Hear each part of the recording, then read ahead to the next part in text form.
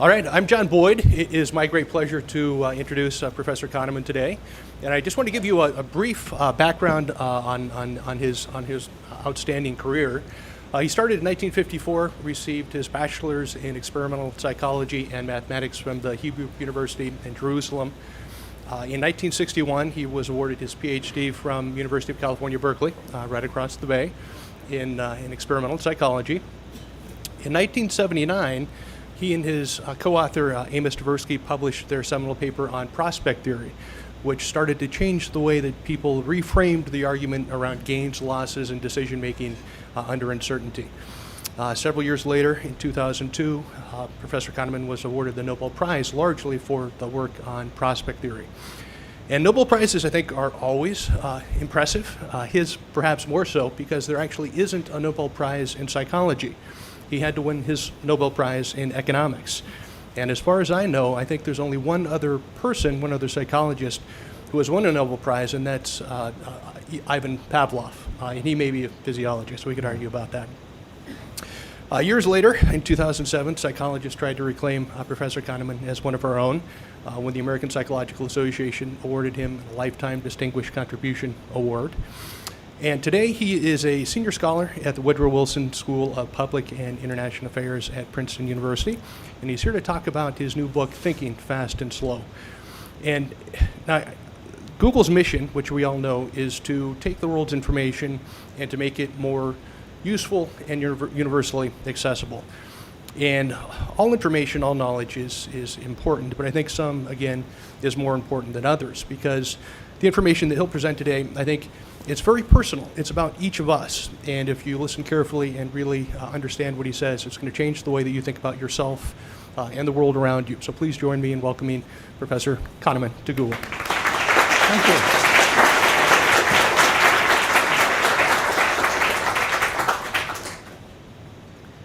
Well, I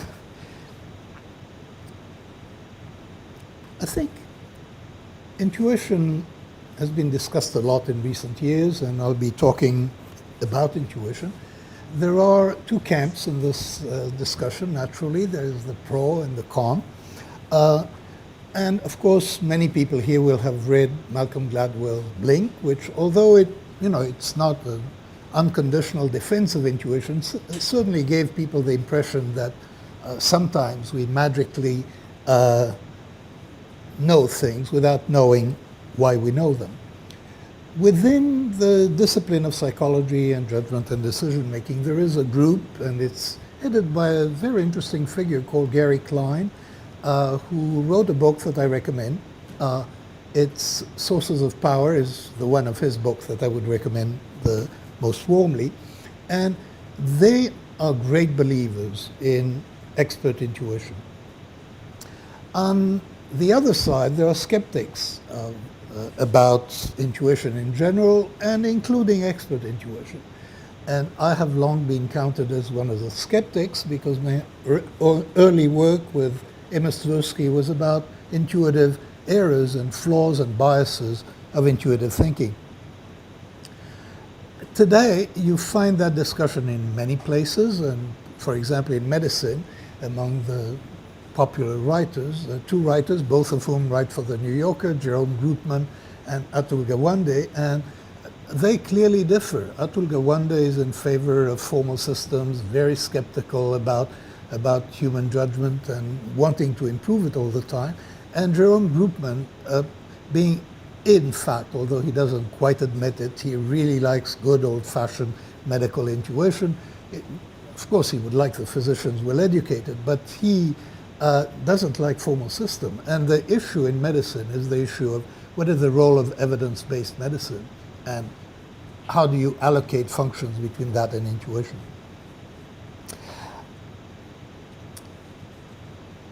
The background, actually, part of the background for what I'll talk today is a strange collaboration in which I engaged for about 8 years with Gary Klein, whom I mentioned. So he is the guru of a group of people who really, I wouldn't say they despise what I do, but they certainly don't like what I do, because they think that the emphasis on biases of judgment has drawn an unjustly unfavorable picture of the human mind. And by and large, I'm inclined to agree. So 7 or 8 years ago, I invited him, and we worked together for a number of years, trying to figure out what is the boundary? Where is intuition marvelous and where is it flawed, and can we tell? And I think we can tell. And we wrote a paper at the end of 6 or 7 years with a lot of sort of vicissitudes that we went through, since we basically don't agree. We wrote a paper, the title of which was On a Failure to Disagree, because on the substance, I think we know and we both agree where you can trust intuition and where you cannot. Emotionally, we haven't changed. He still hates the idea of biases and doesn't think that errors of experts are very funny, and I think that errors of experts are quite funny. So that's a difference right there. There are two modes of thinking that all of us are familiar with. And there is one mode, one way for thoughts that come to mind, and this is this. I mean, you know about this lady, that she's angry just as quickly as you know that her hair is dark. And it's interesting to dwell a bit about this. This is not something, the judgment that she's angry, or the impression that she's angry, doesn't feel like something you did. It feels like something that happens. It happens to you. We have the basic experience is a passive experience in those judgments. And that is true of perception. When we see the world, we don't decide to see it. It is true of impressions, and it is true in general of what we call intuitive thinking. It just happens. It comes from somewhere, and we are not the author of it. Now, there is another way that thoughts come to mind, and I mean, here I suppose essentially nothing came to your mind, but the answer is 408. To produce the 408 requires a completely different kind of operation. You have to retrieve a program that you learn in school.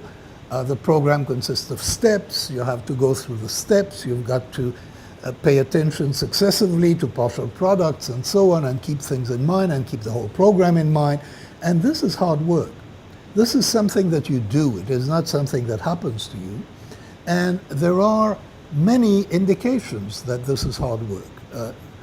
One is that physiology indicates that this is hard work. The pupil dilates. This is something that I studied many, many years ago. The pupil really, on a program like that, if you're on a problem like that, if you're going to do it in your head, your pupil will dilate. The area will increase by about 50% as soon as you engage in that, and it will stay dilated as long as you're working, and it will sort of collapse back to normal size, either when you quit or when you find the answer.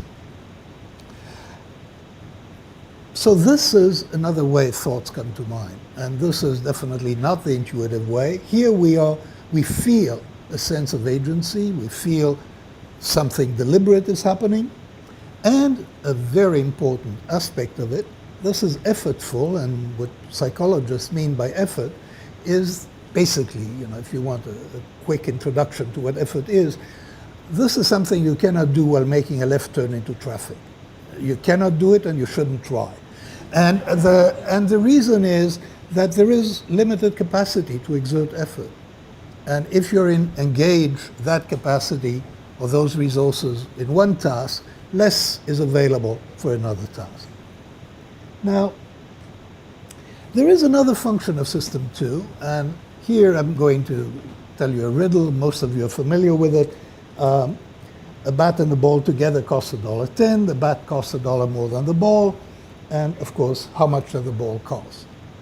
How many people know this riddle, by the way? Oh, okay, so it's still usable. The point about this riddle is that the number came to your mind. And the number is 10 cents.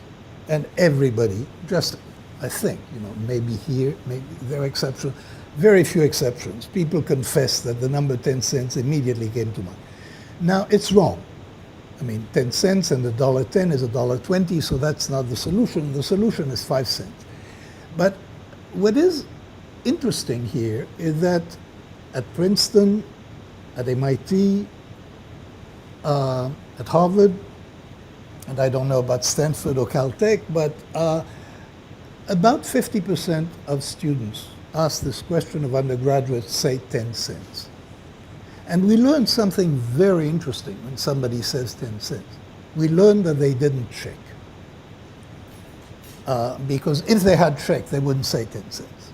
So there is a sense of confidence that people have, that these people in particular have. And it brings us to another function of what I'll call System 2. System 1 is the intuitive one. It performed those automatic and activities, and System 2 is the effortful one, the one that's the deliberate one. And the reason that I classify this as a System 2 operation is that self-control and controlling your attention and deliberate exertion of effort are impaired when by other activities. So if, for example, to give you a trivial example, if somebody is asked to retain 7 digits in their head and is then given a choice between chocolate cake, sinful chocolate cake, and virtuous fruit salad, they are more likely to choose the chocolate cake than they would if they were asked without 7 digits in their head. It takes some effort to control your impulses, even such mild impulses as a preference for chocolate. So, you should be aware of that difference between System 1 operations, the automatic ones, and System 2 operations, the deliberate ones. It comes very clearly when in driving. So driving is a skill, and any skilled activity, a measure of skill, is that things begin to happen automatically. So you can drive and conduct a conversation. You cannot make a left turn into traffic, but by and large, we can drive and talk. So driving is largely automatic. Braking, when there is any sign of danger, braking is completely automatic.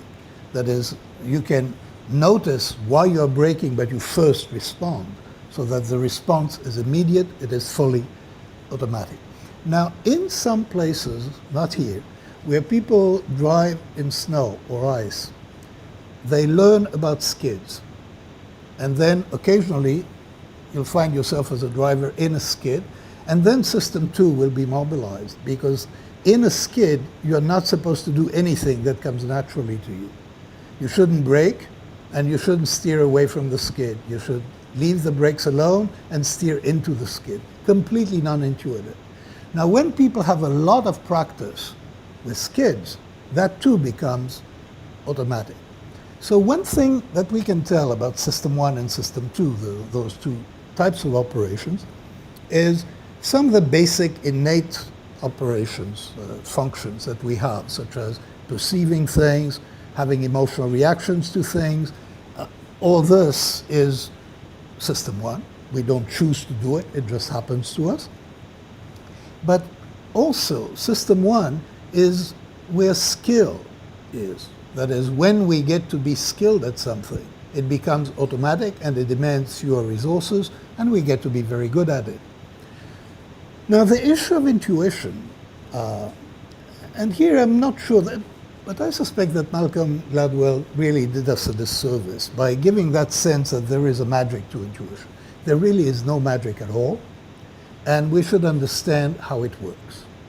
Intuition, and Herbert Simon, who was a psychologist and an economist and a political scientist and a Nobel laureate, Herbert Simon gave a very good definition of what intuition is. It is simply recognition. There is really no difference between the physician recognizing a disease, a particular disease from a facial expression or something, and a little child learning, pointing to something and saying doggy. The little child has no idea what the clues are, but he just knows this is a dog without knowing why he knows. And once you think about it this way, this really demystifies intuition to a very considerable extent. And it also leads you to a sort of a solution to the problem that Gary Klein and I were trying to solve. When can you trust intuition and when can't you? And then it becomes an issue of, is the world regular enough so that you can learn to recognize things? Or And then did that particular individual have an opportunity to learn the regularities of the world? And so the world of chess players is highly regular. And statistically, even the world of poker players is regular. So there can be an element of chance, but there are rules. And the mind is so set that if there are rules in the environment and we're exposed to them for a long time, and we get immediate feedback on what is right and wrong, or fairly immediate feedback, we will acquire those rules. So all of us have expert intuitions, even if we're not physicians and we're not chess players, master chess players. I recognize my wife's mood from one word on the telephone, and most of you can do that with people that you know very well. All of us recognize a dangerous driver on the next lane, and we get cues, and we don't necessarily know what is the cue, but that this person is driving erratically and could do something dangerous. And this is a lot of reinforced practice, and we're very good at that. We can learn about those. There are differences among experts, among professionals, in the level of expertise that they have. And they depend in the level of intuitive expertise that they can develop. And so, for example, compare anesthesiologists to radiologists. Anesthesiologists get very good feedback and immediate feedback whenever they do anything wrong. They have all those measurements that are in real time, and they get the feedback. Radiologists get really miserable feedback about whether they're right or wrong. So you could expect anesthesiologists to develop intuition much more than you would expect radiologists to develop intuition. And so that is part of the answer about intuitive expertise. We don't need to disagree about that, because we know pretty much when intuitive expertise is likely to develop. And as I said, that means that intuitive expertise is not going to develop in a chaotic universe or in a chaotic world. So for example, I personally do not believe in that stock pickers, people who pick stocks to invest in, can develop intuition, because simply the market takes care of it. There isn't enough regularity in what's going to happen to prices for intuitions to develop. We also know about political forecasters. When they forecast long term, they are really no better than a dart-throwing monkey, and they're certainly not better than the average reader of the New York Times. In intuitions, and the reason it's not the pundits' fault, and that research has been done with pundits and with CIA analysts and with regional experts, it is really not their fault that they can't predict the long-range future, 10 or 15 years. They're quite good at short-term predictions. They're really not very good at all in long-term predictions. It's not their fault. It's the fault of the world.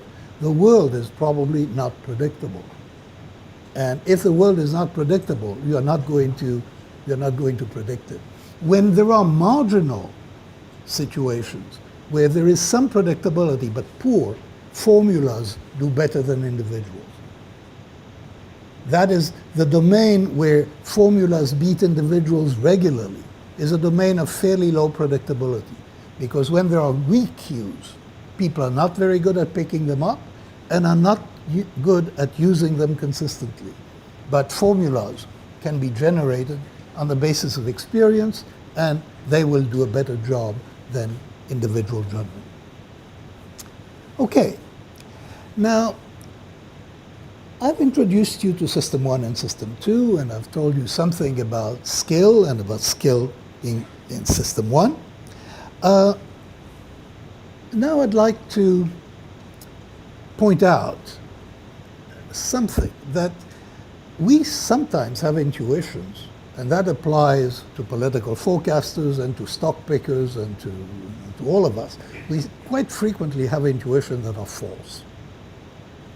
And they come to mind, and they are subjectively undistinguishable from expert intuitions. So I'm now talking of people who have intuitions that are not based on expertise. And they come, they're system one in the sense that they are effortless and automatic. And where do they come from? And that is what I'm going to try to shed some light on in the rest of the talk. So I want to introduce you to system one. And first of all, let me get one thing clear because I might forget. I use system one and system two, those terms. They're very shocking terms in my discipline. You're really not supposed to do that.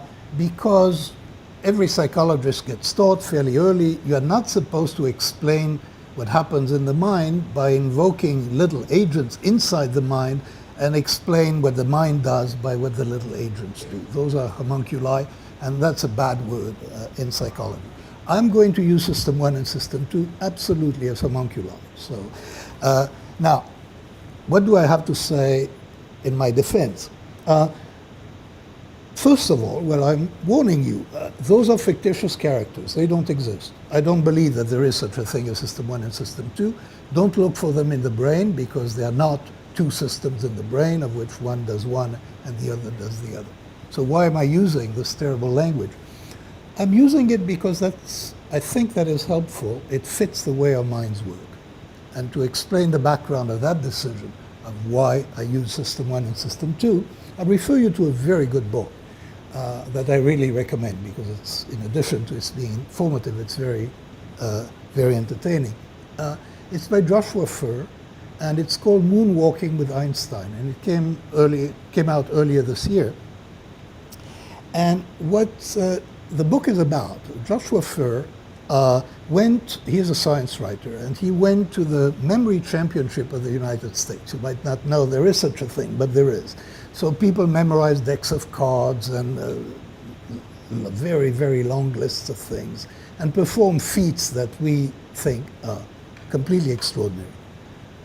Joshua Furr decided to find out what happens, and a year later he was actually the champion, the memory champion of the United States. And the book is the story of how he did it. And basically the story, which was known to the Greeks in some form, is that memory is very, very good at some things and terrible at other things. Memory is terrible at remembering lists. We're really not good at remembering lists. Memory is superb at remembering routes through space. That evolution has endowed us with an ability to remember routes and not lists. So now you can trick yourself. If you have a list and you want to remember the list, then you create a mental route and you distribute the items on your list along the route, and then when you want to remember the deck of cards or whatever it is, then you go through your route and you pick out the items one after the other, because that you can do. It turns out that something very similar happens in another context. People are very good thinking about agents. The mind is set really beautifully to think about agents. Agents have traits, agents have behaviors. We understand agents. We form global impressions of their personalities. We are really not very good at remembering sentences where the subject of the sentence is an abstract notion. But an agent is very, very good.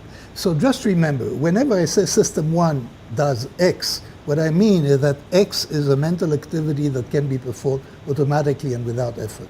You'll remember a lot more about system one if you think of it as doing things than if you think of those mental activities. It helps me think, and I think it helps other people understand. Okay, so let me introduce you to system one.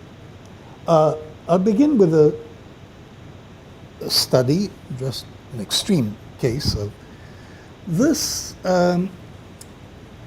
Study was done at the university in the UK, and like in many, the Department of Biology actually, and like many places in the UK, they have a small room, which is a tea room or coffee room, where people can make themselves tea or coffee and get some biscuits, and there is an honesty box, and they pay into the honesty box.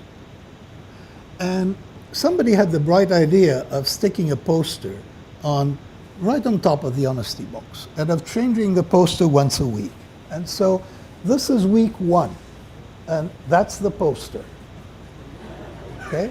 Week 2 is flowers. That's it.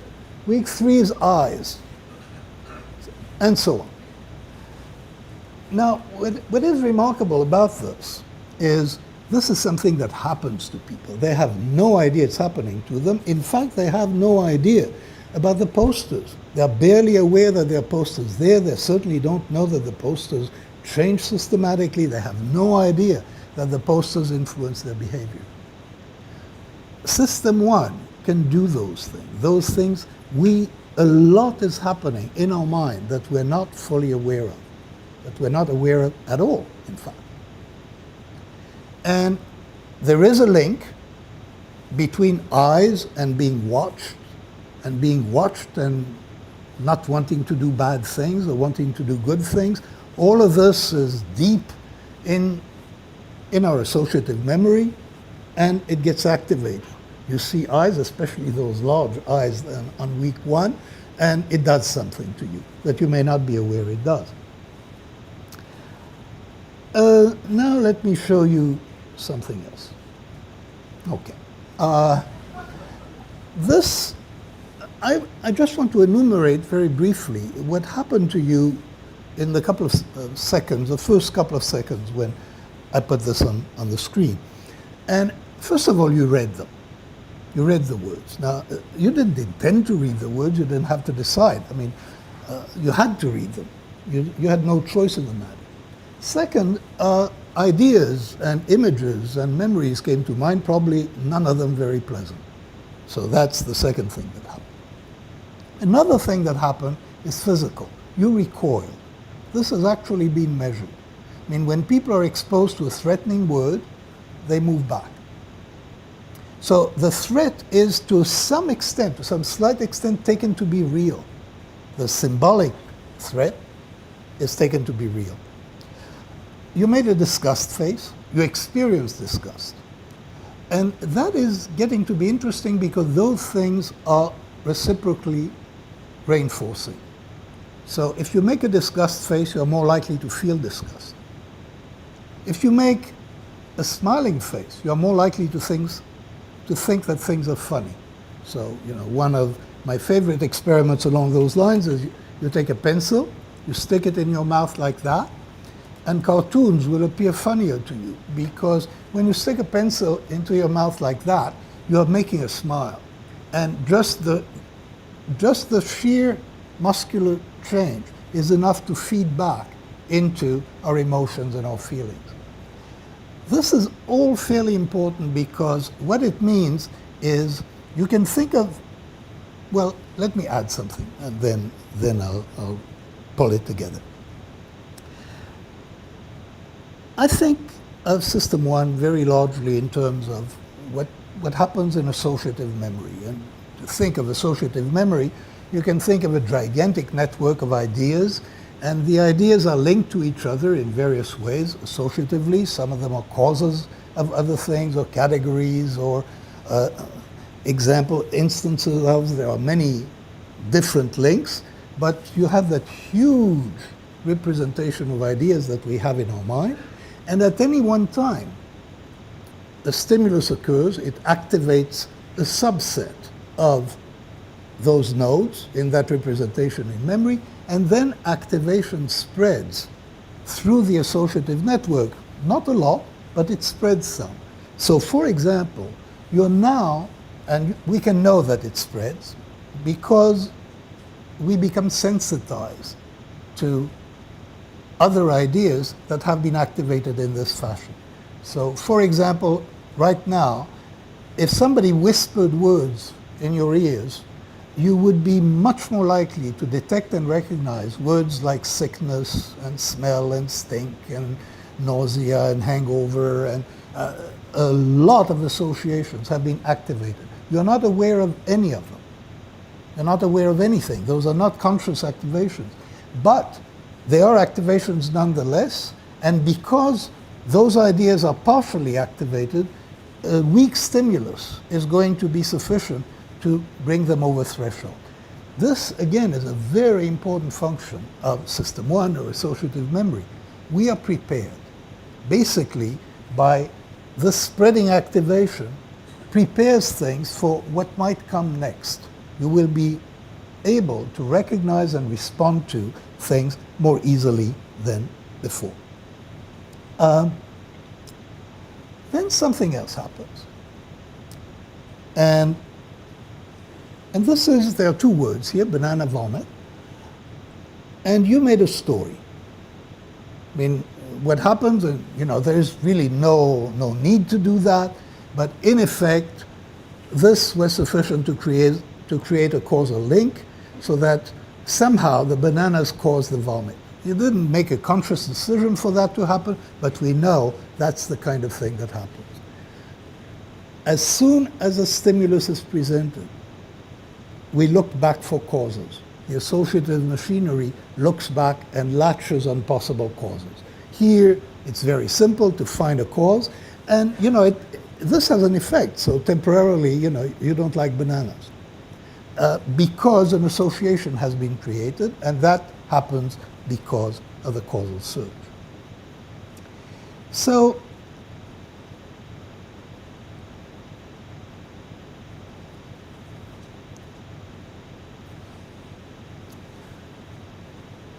this should give you a sense of one of the functions of System 1. And to complete that, let me show you something else. So this is a famous psychological demonstration, but many of you might not have seen it. You read that as ABC.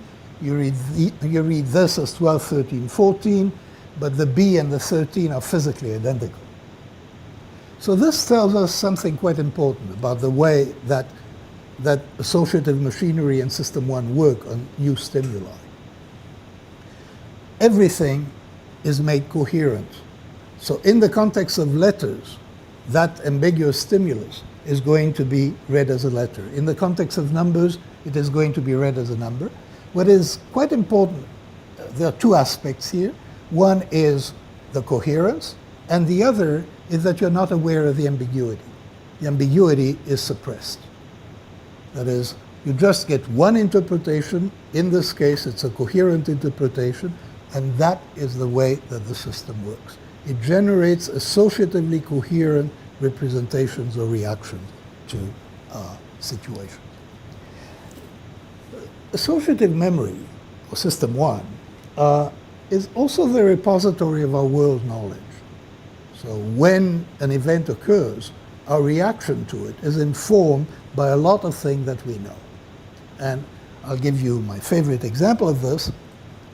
This is people are listening to sentences while the events in their brain are recorded, and an upper class male British voice says, I have large tattoos all down my back. And approximately 3/10 of a second later, the brain responds with a characteristic signature of surprise. This is astonishing if you stop to think about it. I mean, there was that voice. You have to classify it as an upper class British voice. Now, upper class British men don't have tattoos down their back. Something is odd, and you get a surprise reaction. You get a mobilization of System 2, because System 2 is the one that pays attention. Surprise calls attention to the event. A male voice saying, I believe I'm pregnant. Of course, same thing. So this system holds our world knowledge and uses our world knowledge to classify situations as normal or abnormal. And it does this at top speed. And it updates very quickly. Well, I'll tell you a story about updating. It updates what it considers normal. Now, this is an anecdote. You're free not to believe me. I believe it because it's a personal experience. We were some years ago on vacation in Australia in a resort that has all of 40 little villas. And in the evening, we go to have dinner, first evening, and we meet a psychologist from Stanford. surprise, coincidence, and we're very delighted to meet each other. Now, 2 weeks later, we're in a theater in London, and it goes dark, and we watch, and then the lights come back on, and next to me, same guy. Now, the important point is that I was less surprised the second time than the first. Because, oh, John, he's the guy I meet everywhere. I mean, it takes very little time to create what we call a norm. So one event, the second event links back to the first. If I had met anybody else, that is what's impressed me. If I had met anybody else, I would have been more surprised. That's odd. If you think about it statistically, it is crazy. But in fact, it was very clear that, and I wouldn't say that I consciously expect to see John wherever I go, but I, if I'm going to meet someone, I'd be prepared to meet John. Now, I've mentioned something about causal thinking, and I want to give you some sense of how that works. So it's a question, which is more probable, that a mother has blue eyes if her daughter has blue eyes, or that a daughter has blue eyes if her mother has blue eyes. Now, again, as in the bat and ball, there is an intuitive response. And the intuitive response is that it's more probable that a daughter has blue eyes if her mother has blue eyes than the other way around. If you stop to do the math on the assumption that the incidence of blue eyes are the same in the 2 generations, the probabilities are strictly equal. But even before you do the math, your reasoning flows along causal lines. Your thinking flows along causal lines. This happens intuitively. It's not, and one of these feels okay. It feels more coherent, and the coherence that we experience can be turned into a judgment of probability. That is, the confidence that we experience is a judgment of probability. Now, I'm going to skip the other example. Okay.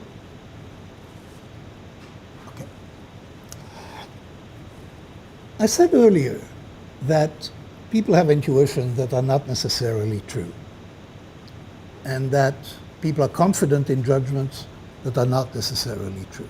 And I would like to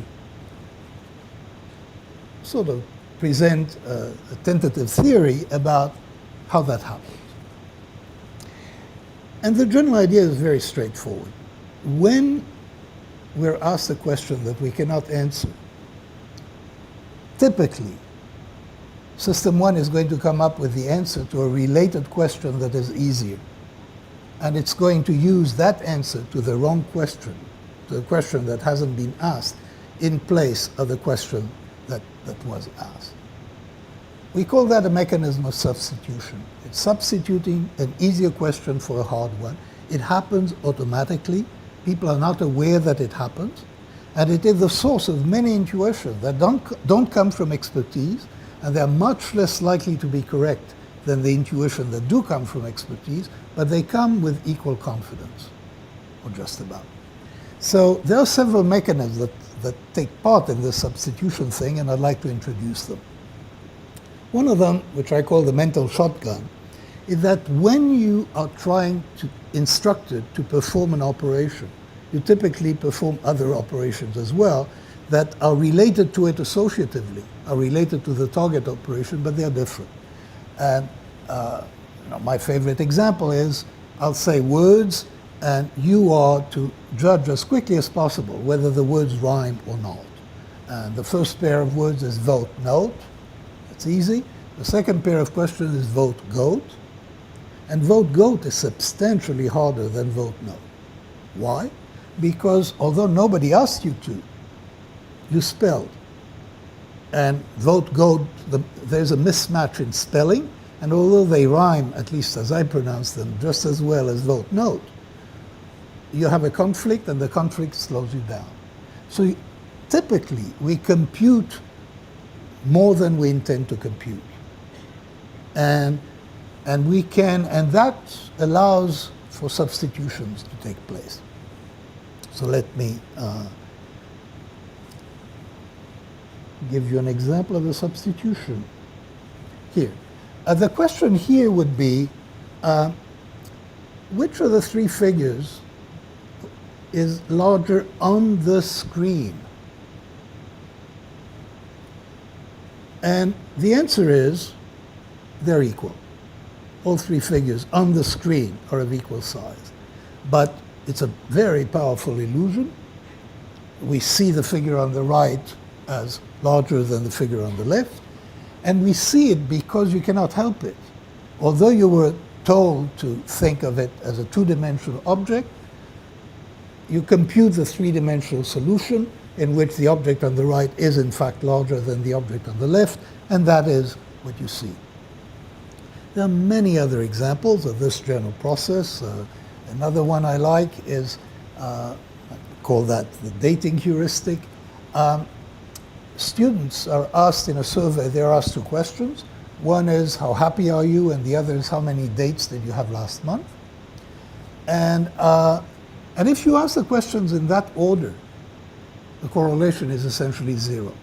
Turns out that there are many things in life that determine happiness, and dating is not particularly important. You invert the order, so you ask people, how many dates did you have last month, and how happy are you with your life as a whole? Correlation is 0.66. And what has happened, and this is both a heuristic and an example of what I call the focusing illusion, that you have an emotional reaction to, the student has an emotional reaction to the question about number of dates. That emotional reaction is sitting there, then you're asked a related question about happiness, and without knowing that you're doing this, you substitute one for the other. And you can do it with many different questions. Now, it's not that people are confused about what happiness is. They know that happiness is not the same as, satisfaction with the number of dates. It's just that this is the answer that comes to mind to the happiness question. There has been substitution, and you're not aware of it. Now, there is a process that is essential to this, and this is another strange ability of System 1. We can map intensities across different dimensions. So I'll give you my standard example for this. So it's about Julie, who is a graduating senior, and she read fluently when she was age 4, and the question is, what is her GPA? And the odd thing is that you know what her GPA is, pretty much. At least you have an idea. I mean, it's clearly above 3.2, it's clearly less than 4, about 3.7, which is ridiculous, of course. But how do people get to 3.7 or somewhere like that? Well, here is how it goes. She read fluently at age 4. That gives us an impression of precocity. How precocious was she as a reader? And that, people could express that in percentiles. What is the likelihood that you'll meet a child that reads faster than that? Then, when you're asked the question, what is her GPA? Without your knowing you're doing it, you're matching the percentiles. And you get the GPA that is about as extreme in the distribution of GPA as reading at age 4 is in the distribution of reading age. Completely unaware, statistically completely absurd. You should be much more aggressive. This is not the correct answer. But this is a compelling subjective answer. This is one of the mechanisms that lead to intuitive errors. This mechanism of substitution. And I'll give you one more example. International travelers, this is an experiment, it's not. The experiment was run during a period when there were many terrorist incidents in Europe. So that's the background. How much would you pay for insurance that pays $100,000 in case of death for any reason? And how much would you pay for insurance that pays $100,000 in case of death in a terror incident? People pay much more for the second than for the first. And the reason that they do is that there is an immediate response, which is, how afraid am I? And I'm more afraid, most people are more afraid of the idea of dying in a terrorist incident, then they're afraid of dying. And that is the mapping that takes place. Again, that's the way it works. This is the associative machinery. And one beautiful thing about it, it doesn't get stumped. It produces an answer to questions that it doesn't know how to answer. But it produces them by answering easier questions. And a lot of our mental life is conducted in just this way. So let me complete the circle and talk a little bit about subjective confidence. Subjective confidence, which is closely related to the probability of being correct, is actually not a judgment at all. It is a feeling. It is a feeling that people have. And I think we know what the origin of that feeling is, and it is system one, if you will, assessing the fluency of its own processing, assessing the coherence of the story that it has created to deal with the current situation. And if the story is coherent, confidence is high. Now this is disastrous in some ways, because you can make a very coherent story out of very little information, and out of information that is in fact not reliable. The quality of the story depends very little on the quality and quantity of the information. So people can be very confident with very little reason. Confidence is therefore not a good diagnostic for when you can trust either yourself or somebody else. And if you are to evaluate whether you can trust somebody with a lot of confidence, that's not the way to do it. The way to do it is, as I was saying earlier, is to ask what environment have they been in, and have they had an opportunity to learn its regularities. Subjective confidence is not a good indicator. So that's, the story I could tell in about 45 minutes about the two systems. So let me remind you, they don't exist, but I think you should feel free to think in those terms, because what you may be beginning to do is you may be beginning to have an idea of the personalities of System 1 and System 2. Now this is ridiculous, but having an idea of those personalities will actually enable you to think better about psychological events than if you were just had a long list of unrelated phenomena. Those ideas, those personalities have a certain coherence, and they're worth something in the coin of being able to make judgments. Okay, I think we should open for questions. So.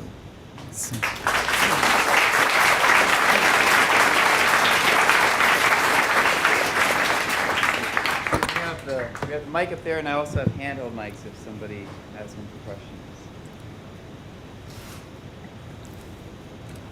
Oh, somebody's got to ask the first question. There. Hey, how fixed or plastic are the System 1 processes? And are there things like mindfulness or other emotional regulation that have any effect? As I have described it, System 1 can be updated in terms of content very readily. So, you can learn in one trial what is normal and what is not normal. What is very difficult to do is to get control over how it works, over the rules of its operation. And so I do not know of a lot of evidence that that System 1 can change unless you have acquired skills, which requires reinforced practice. What you can do, and what people clearly can do, is you can educate your System 2, and you can educate, and you can learn to recognize situations in which System 2 takes over and takes control of the reactions, and thereby avoid some mistakes. Can't be done too much, but if I don't sound optimistic about training System 1, it's because I'm not. Another question about training system one. You talked about reinforcement learning and the time constants and the immediacy in building expertise, but for many of the practices that we have around software development, the time constants are somewhat longer. And in particular, you gave a counterexample, which was your Australia-UK visit and the fact that a single incident with John predisposed you to that association. And so I wonder if has there been any testing to see what time constants really play a role here? No, I mean, in terms of updating and learning associations, this is something that we can learn quite quickly.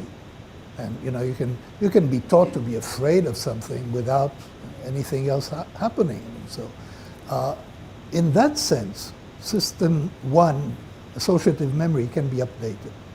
And you can now be developing software expertise. That is a somewhat different story, and it's more like learning how to be a chess master. And that takes a lot of experience, so that and a lot of reinforcement, and it had better be effective reinforcement. Now, in the software thing, the time is to some extent not a big problem, because ultimately you are going to see it all together, the error you made and the correct solution. So time is not a major factor. In learning, how to not steer a tanker, that reinforcement is very slow, and it's a lot harder to learn to do that than it is to learn to steer a smaller ship. So this is a pretty broad question, so please take this whichever direction you like. But I was just wondering how these systems come into play and how you see it in media and advertising. And maybe I was thinking of how it's changed over time. Well, it's very clear that advertising is typically addressed to system one. I mean, it doesn't convey information for judgments. It moves your emotions and it creates associations. That's what it is intended to do. And and it's pretty effective. I mean, so a lot of politics is addressed to system one, a lot of political messaging. Are the influences of system one on activities and on, which are really important and we should be thinking about, is pretty frightening. One of my colleagues at Princeton, of my younger colleagues at Princeton, has done studies on the effect of facial characteristics on political preferences. And it's utterly amazing. You take 538 pairs of pictures of the two contestants for each congressional race, and you show those pairs of pictures to Princeton students for 1/10 of a second, and you ask which looks more competent. That predicts 70% of elections. So the impact of system one on the decisions we make, for example, how much to pay to an honesty box, that is something that we're really very rarely aware of, and it's much more than we think. So although you say the system one and system two don't show up as specific structures, have there been functional MRI, diffusion spectral imaging, diffusion tensor imaging studies that highlight whether system one is more primal brain initial activation and system two is more neocortex? Well, system one is extremely sophisticated, so it's not that is in part why I don't believe that there is any simple representation in the brain of those two systems, because what I've called system one operations, by their characteristics, include both innate responses and highly skilled responses. And the whole the representation of world knowledge is in system one. So it's hard to classify one as primitive. And I should add that system two, the reasoning system, as it were, is not necessarily rational. I mean, system two knows what it knows. It knows what we know. And we don't know a lot. So it's not that system two is infallible and that all the mistakes come from system one. We make very significant mistakes when we think very seriously. Yes. So you mentioned that experts, when making long-term forecasts, and they trust their intuition, they're often wrong. But there are still a lot of people who listen to them. So is it bad for the society in general that we listen to experts who may be just as wrong as we are? And should we be worried? Should we try to do something? I think there is a very good reason for the demand for experts. And I was referring to a particular book that you may want to read, or you may want to look for the New Yorker review of that book. It's a book by Phil Tetlock on political judgment, where he studied forecasts in the time range of 10, 15 years of political forecasts. And one of the interesting observations is, who are the people that we like to listen to as pundits? And there are people with very high confidence who think they understand the world. Now, they actually are worse than chance. I mean, they're worse than people who are more hesitant. But we want them, we need them. And so there is a real demand for overconfidence. And, So as you were going through all the slides of the various illusions, by the time you came to the three figures on the screen, I guess I was expecting that, okay, there's something. So even though the figure on the right looked bigger, I looked again and I was like, okay, they're the same. Now, was that system 1 or system 2? well, that is clearly system 2, and that is the way that we can learn to overcome illusions, both visual and cognitive. You still see it as one larger than the other, but you know that when you see a display like that, you shouldn't trust your eyes. And to a similar extent, you can recognize that you're in a situation where somebody is having too much effect on you because she's very eloquent, but the content may not be there, and so you force yourself to be skeptical. Right. So is there any research to that effect, that people who are aware, let's say, for example, that advertising is going to have an emotional effect on them? Is there any let's say if I'm aware that advertising is supposed to have an emotional effect on me, activate system 1, will I be better suited to sort of ignore those things? I mean, you certainly are going to ignore it better than if you didn't know it. But whether you're capable of ignoring it altogether, that I'm much more skeptical about. I mean, the real thing is not to expose yourself to it. Because once you're exposed to it, it's going to affect you. And those effects are the cues in our world that we're not aware of, can be extremely powerful. There is a whole line of study. It's not exactly to your point, but I must tell you that story. There is a whole line of studies on what happens to people when they're exposed to the idea of money. And for example, they perform one task and there is a computer nearby, and on the computer there's a screensaver, and the screensaver are dollars floating in water, dollar bills floating in water. That makes you selfish. It makes you reluctant to ask for the help of others. It makes you put your chair further away from the chairs of other people when you have to set up an interview situation. It has effects on all sorts of behaviors that people are completely unaware of. And the links are symbolic, and you can be aware of that. How can you resist it? We are exposed to money, and it's going to have some effect. Now, if you're designing an organization, or if you're designing an environment for people, you can create an environment that will remind people of money all the time, or you can create an environment that will remind them of other things, and that will control their behavior to some extent. Although possibly not one of the big 5 in the personality trait categories yet, have you developed any empirical testing that ranks people on a scale of 1 to 2 and shows where they fall in terms of default behaviors? Well, there is a relevant scale on the activity of system 2. And the bat and ball question is actually a very, very good question. And there are several examples of this. My former colleague and postdoc Shane Frederick developed that test. It's called the cognitive reflection test. And the people who fail that item, that is, who say 10 cents, they are different in some interesting ways from the people who are better able to make it. And let me give you an example. You ask them, a standard Amazon question. So you've ordered a gift for yourself. How much will you pay extra to have it tomorrow rather than the second business day? And the people who fail this item are willing to pay more to get it tomorrow. So there are connections.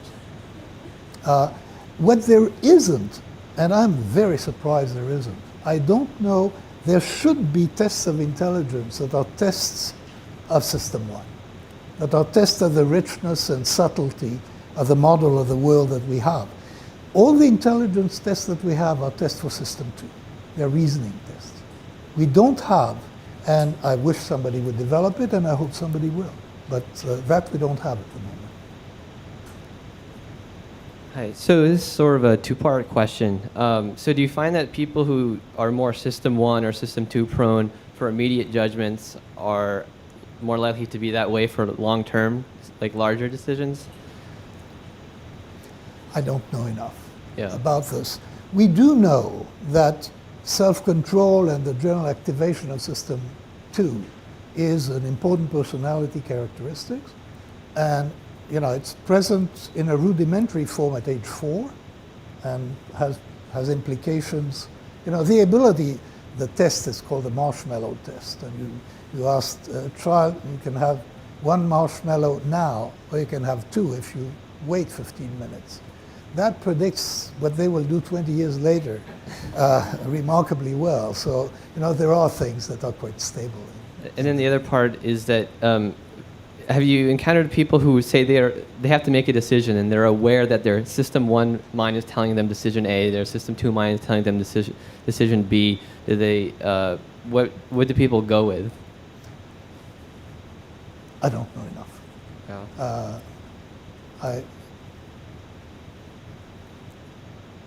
No, I don't know enough. It will be so dependent on circumstances, whether you impose, the System 2 judgment.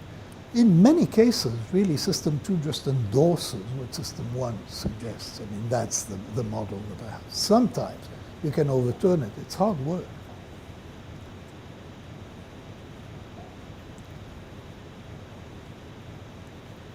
Thank you.